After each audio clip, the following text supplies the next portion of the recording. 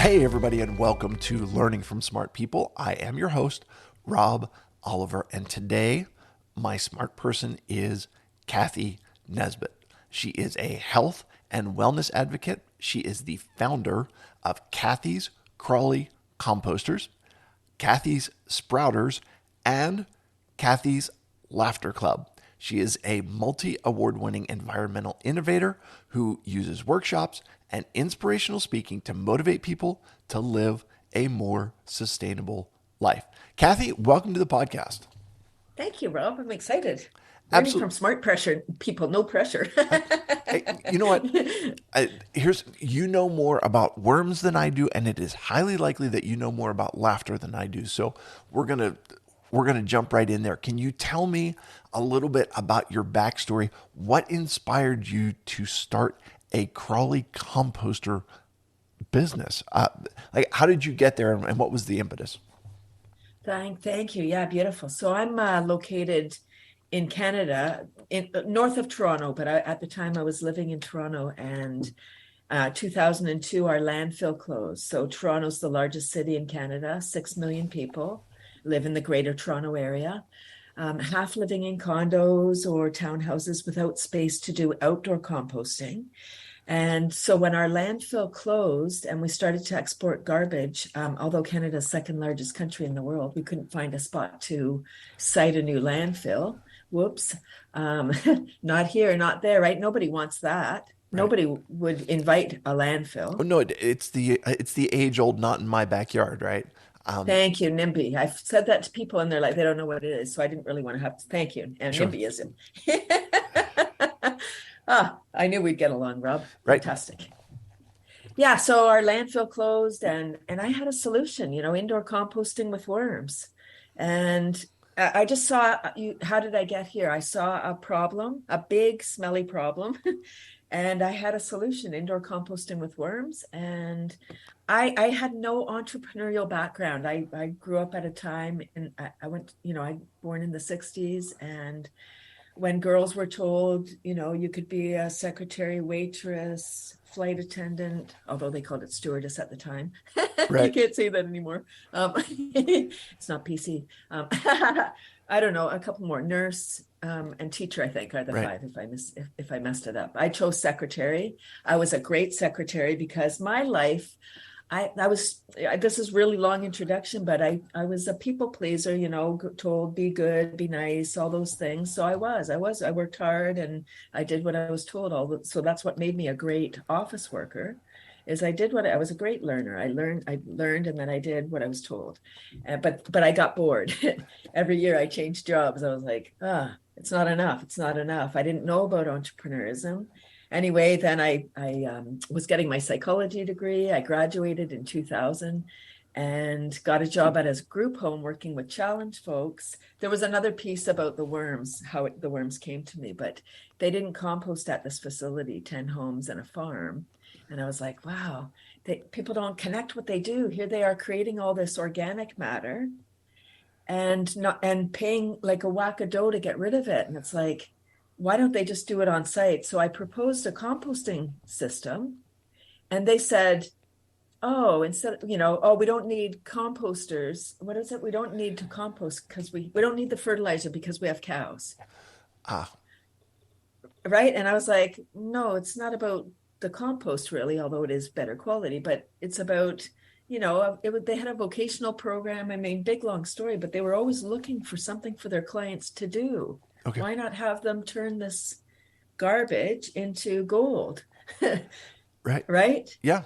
Anyways, yeah. And then the greenhouse manager said, what about vermicomposting? And I had an earlier experience that was unpleasant. I had fruit flies, and I was like, I'm never doing that again. And it was back in 93. Okay. So I'm kind of like jumping all over. But so 93, I had a worm experience. I was like indoor composting with worms. I'm like, nope, not again. And then fast, right where I was introduced to it. So sometimes we have to be introduced a couple of times before we catch on to something. Okay. That's what happened with the worms. So the greenhouse manager said, hey, well, what about vermicomposting? And I was like, oh no, not again, right? No, that's horrible. But I was like, hey, this is an institution. They're not going to get worms right away. They have to have meetings. They have to find if they have money. Is it a good idea? So I started to do research and I discovered the magic of the red wiggler worms, the worms we use for vermicomposting. And I'll talk about that in a moment. And I was like, wow. And fear is just the unknown. Right. So, right. And my fear of worms, like the gross part of, ew, worms in the house, went from ew to wow, love. Wow, I love worms. Okay. So tell me, like, worms in the house. My wife will pitch a fit if I, bring this idea up. But we have we I'm a family of five. I've got three kids living at home, and we produce a lot of organic material. Uh, eh, how do you make that connection? What's the what's the hook to say to people like worms are in my house, garbage in my house? I don't like your experience of fruit flies. Like, talk to me about how that process works so that it's not you take out the gross and grody factor. Thank you. I know I jump ahead because it's the 20th anniversary. Sure. I have so much, I am a smart person in this arena. And so I jump ahead thinking, oh, I want to get it all out. So thank you for reeling me in. I No hate problem. all these fishing words, by the way. It's okay. I get it. My friend taught me that fishing is not so much.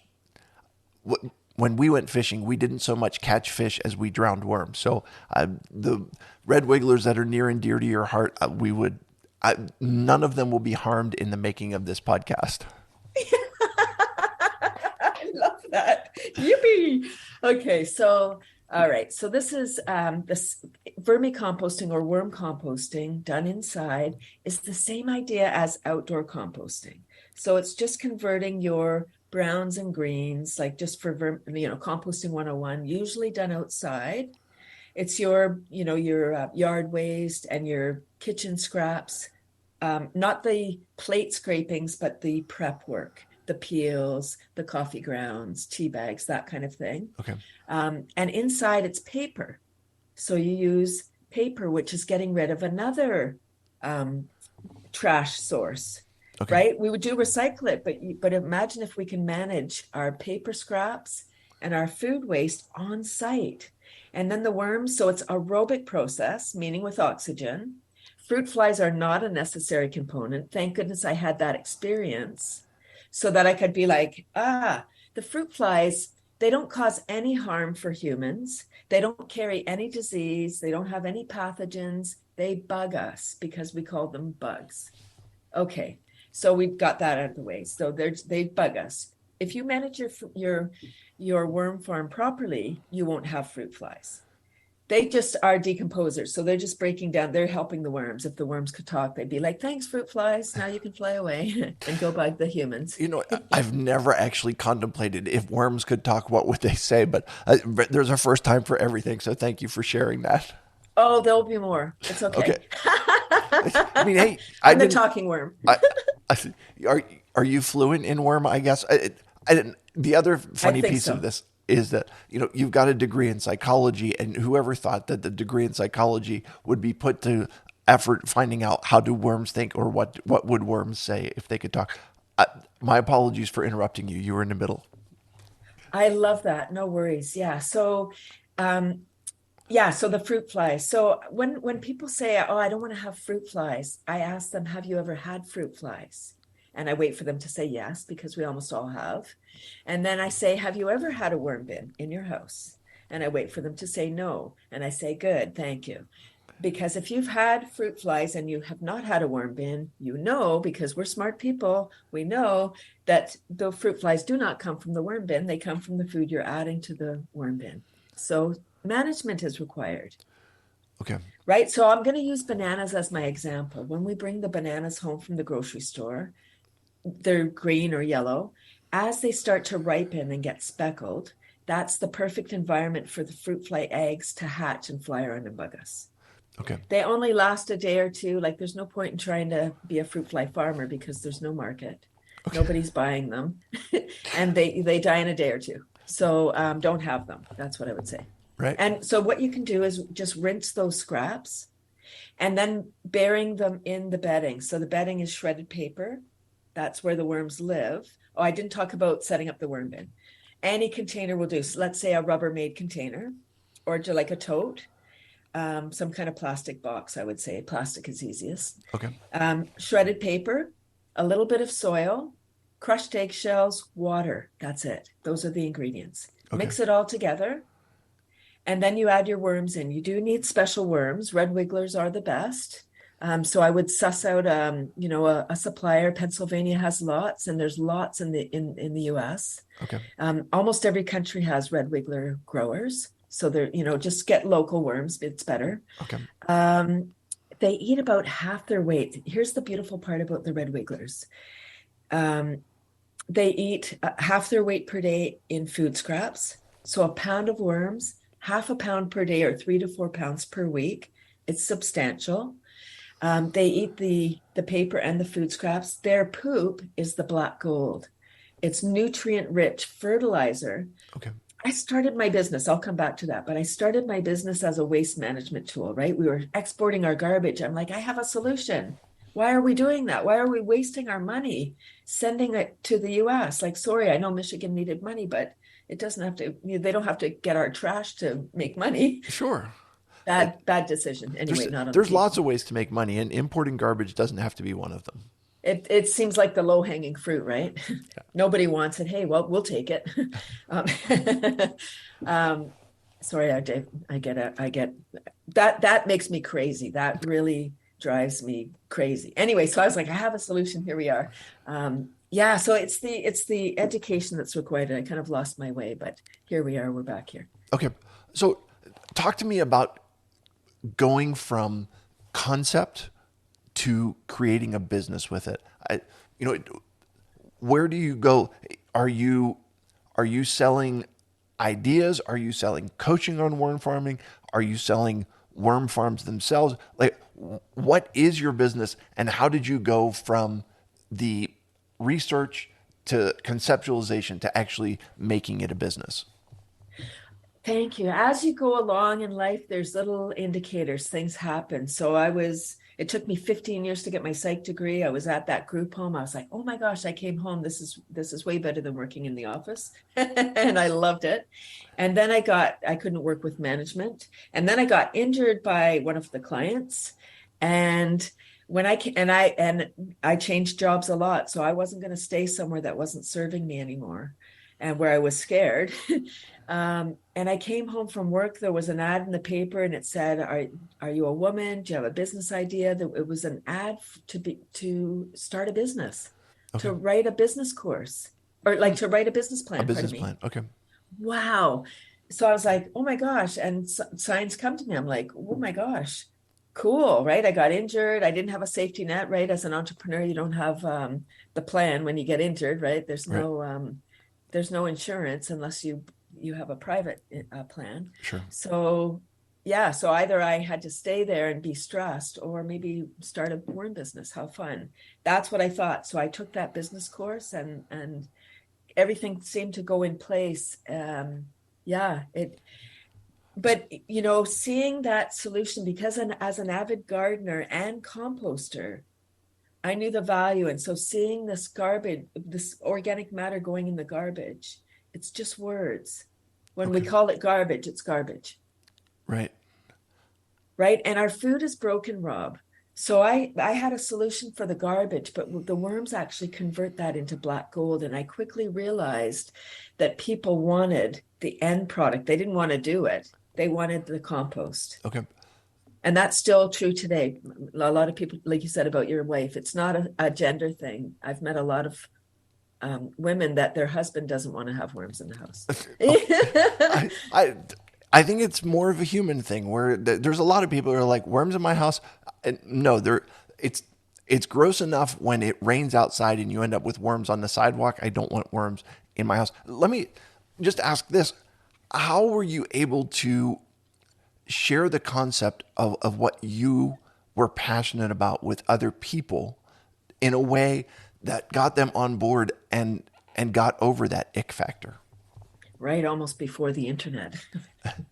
before cell phones, right? It's Sure. 2002. Yeah. So I would have a booth. I didn't have entrepreneurial background, so I didn't have any idea. I was going by on a wing and a prayer. I had an idea. I was heart centered. I knew I had a solution.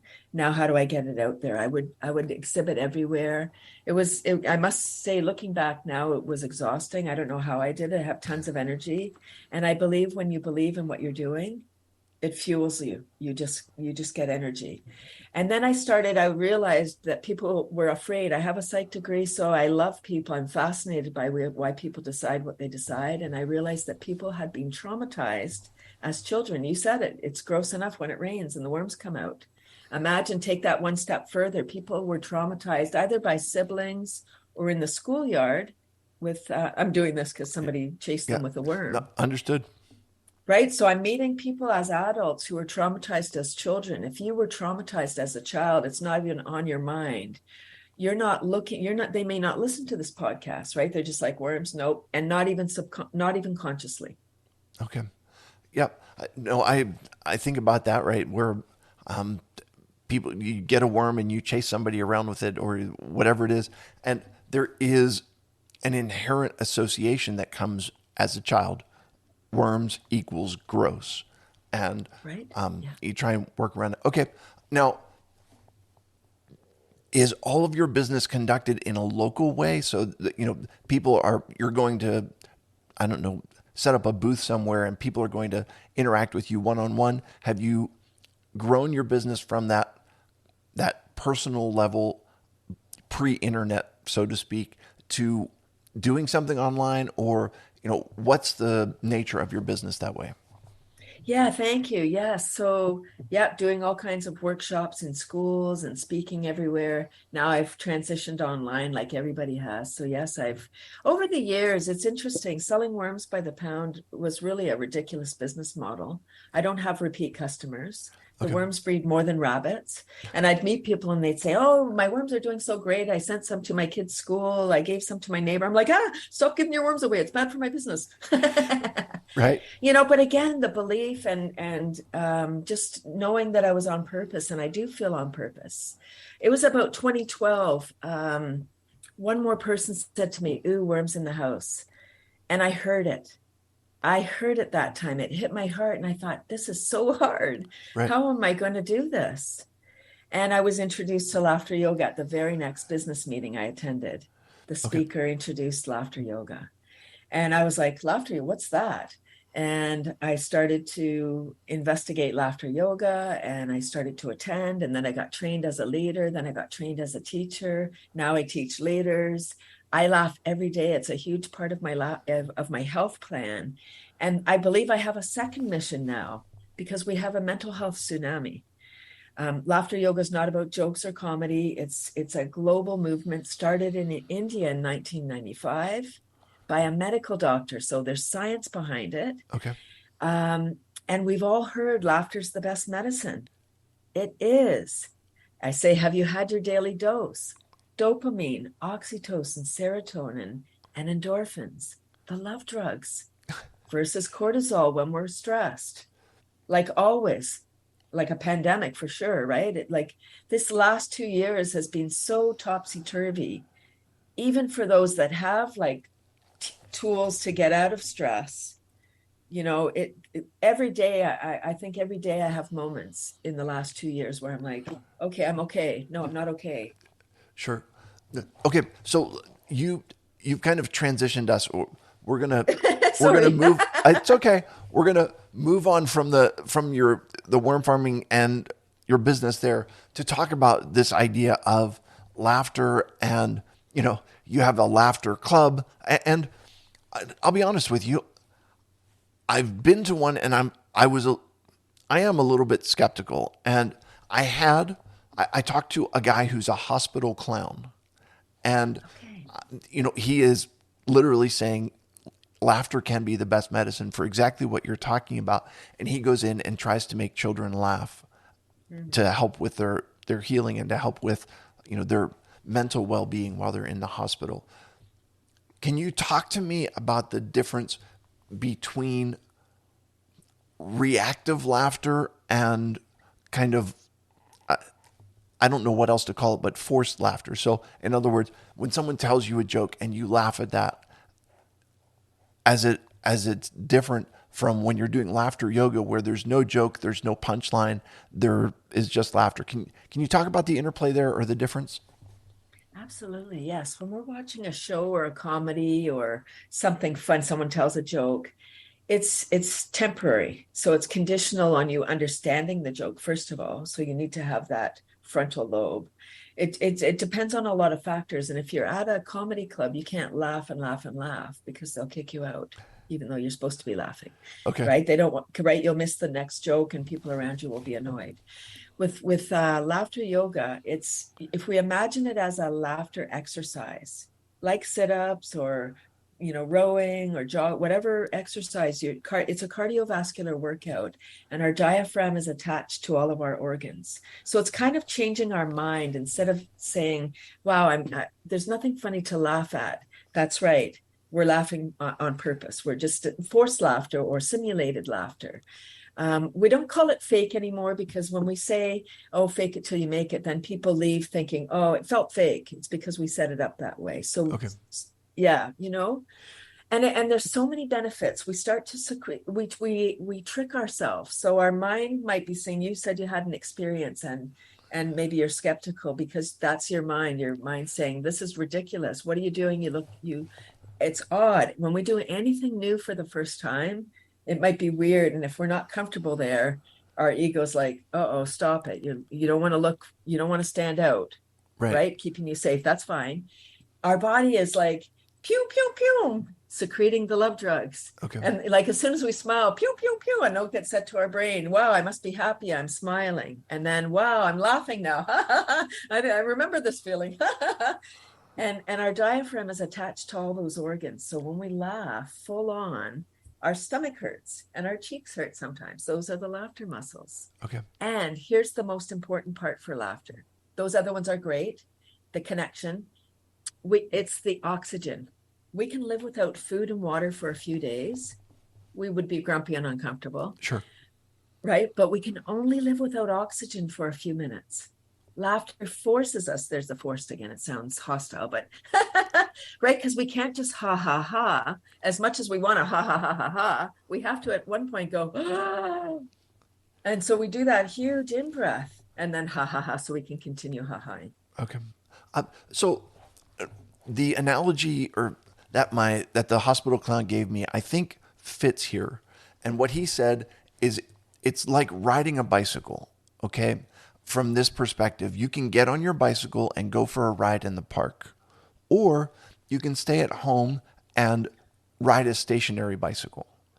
Both of them have the same impact on your muscles, and both of them have the same result in positive health outcomes. One is done kind of in a natural environment, and the other one is done in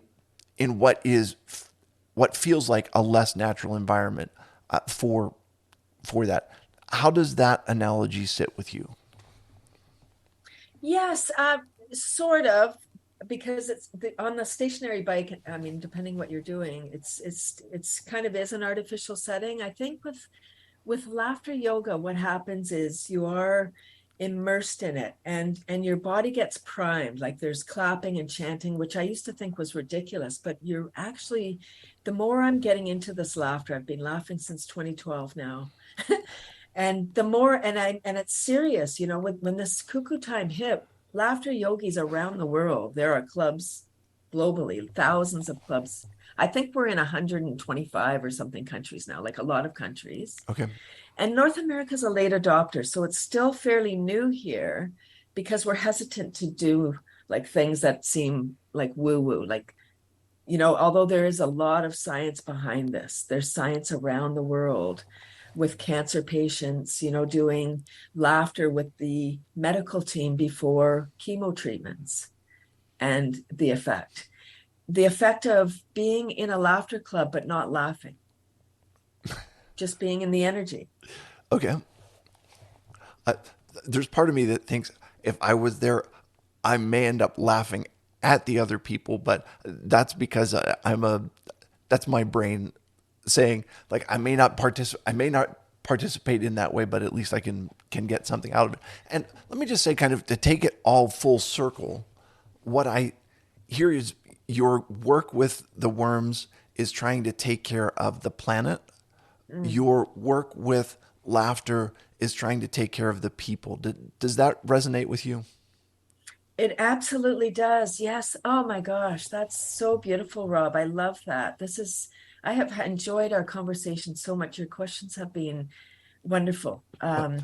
Yes, that's what I feel like. I feel like during this cuckoo time, I'm really being called to bring laughter because we are struggling. And I really want people to care about the planet. But if you're having a mental health decline, you can only care about how do I get out of this? I need to feel better. I'm struggling. So you can't care about the planet at that point. Right. In order to take care of something else, you have to take care of yourself first. So makes a lot of sense. Listen, Cathy, if someone is looking to learn more about you, where's the best place to find you online, or what's the best way to connect? Thank you. Probably my worm website. It's 20 years. My husband's my web guy, so it's blissfully up to date. Sure. Although it's old school, it's not small thing ready. Right. It's Cathy's Composters.com. My laughter offerings, everything is there. And I would really love to invite everyone to my free laughter club. It's every Tuesday on Zoom. Fantastic. And encourage folks, if you're interested, make sure to jump in there and be part of that, a free laughter club. And listen, if nothing else, you at least will smile, which will, from what I understand, it's going to give you that dopamine and oxytocin and serotonin and endorphins. So you'll get something out of it. At least you'll leave feeling a little bit better. So fantastic. All right, Cathy, are you ready for 3 questions to establish your humanity? Absolutely. Okay. Um, Real easy question for you. What is your favorite zoo animal? Oh, panda. And, okay. Why is the panda your favorite? I just think they're so cool. Like they just eat bamboo and they just seem like they're chilling all the time. They, that is funny. It's a bear that you're not necessarily afraid of because even though they've got the sharp teeth, they're not interested in eating you. And you are right. They just kind of never seem stressed or never seem angry or ferocious. So very cool. Uh, how many pairs of shoes do you own? 5 pairs. Okay. I, and just five, are they divided up by function or what, what are the 5 pairs if you don't mind? Yeah, I have like ones that I wear in the shower if I call them my shower shoes. So Okay. they're kind of like just thong kind of things. I have sandals and I have 2 pairs of running shoes, like a really funky laughter yoga style, like they're pretty loud. Okay. And then a walking pair, and I have a pair of walking boots. I think that Fantastic. was 5. Okay. Um, so last question for you. Being Canadian, very simple. I don't want to get you thrown out of the country, but it's a very simple question. Poutine, is it overrated or underrated, or where does poutine fall on your scale of food ratings? There's a lot of faux poutines out there. So it depends on the maker, but poutine is decadent. Oh my gosh. If people go to Quebec, they have to try the poutine at a proper Quebec place with curds, not just like cheddar cheese. Right.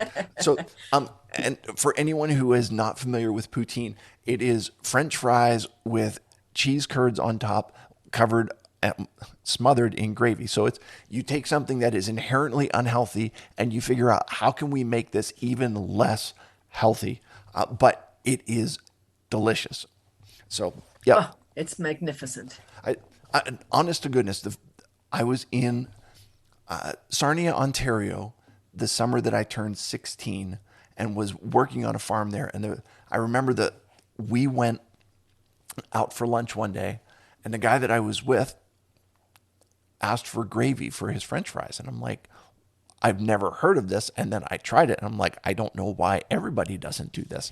It's wonderful. So, listen, Cathy, thank you so much for being with me today. I appreciate you sharing. You are smarter about worms and smarter about laughter than I am. I appreciate you being being willing to share your expertise.